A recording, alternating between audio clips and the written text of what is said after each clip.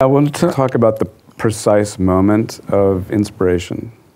Yeah. When you have, like when you're looking at something like that, or when you're drawing, or whether it's a stack of sugar cubes on a table and you see it and you go. That's Gus's idea of That's my architecture. idea. We stand there. No, this one should go over here. Yeah. My simple, version. Yeah, that's good. Well, there's a distinction to the process, I think, between the two fields of film and architecture, in that one, well, the similarities are they both take a tremendous amount of time, 2, 3, 4 years. I mean, architecture, 4, 5, 6 years. And in what I do, and what I think what a lot of my peers do, is you sort of trust the cycles.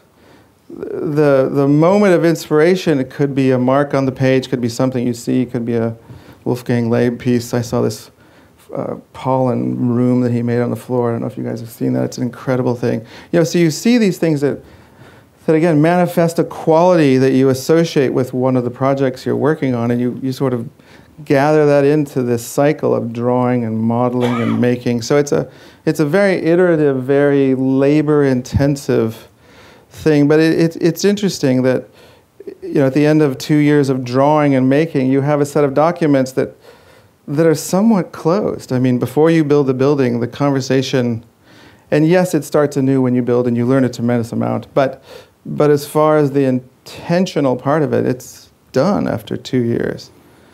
Whereas your work is a kind of... And you're generally thinking of space and relation to space. Yes, form and space, yeah. But in your world, it's never, I mean, there's not that kind of determinism. There's not that kind of trying to wrap up every little detail and create every little... I mean, usually for me, it's just a character. You see one character in a place, and that's where I see all of it. I see the whole kind of idea and story. In one character? Usually in one character. And I usually see them just in passing. And it's just a moment. And from that, it's usually you create the story and screenplay, which isn't as detailed as an architectural plan, as we were talking about. The screenplay is just a sketch. It's a sketch, and from there, I mean, the real work comes when you're bringing in all the artisans and they're filling out the screenplay and the, designing the spaces and costumes and so forth. So yeah, it's a little more fleeting for me, at least. I love the transitions. I love the transitions from word to image to movement to time. Where ours, it's just a very simple. I mean, I'm always endlessly fascinated how things we draw. I start with smudgy charcoal sketches that then get more and more refined.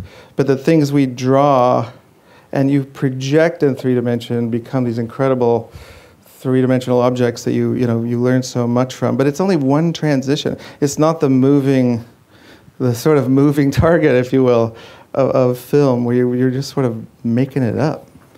But aren't you able to act and react to what's going on in the construction of the... Yeah, for the architects in the crowd, they could answer that question. People love that when you change things when it's under construction. But isn't it necessary? That. You have to do it. What if it's just not working? Well, then you have to do it. If the blue tile is just not happening. Yeah, first it's the sugar cubes, and then it's the blue tile. That's right. No, it has to be green. Yeah. There's such respect between creative endeavors.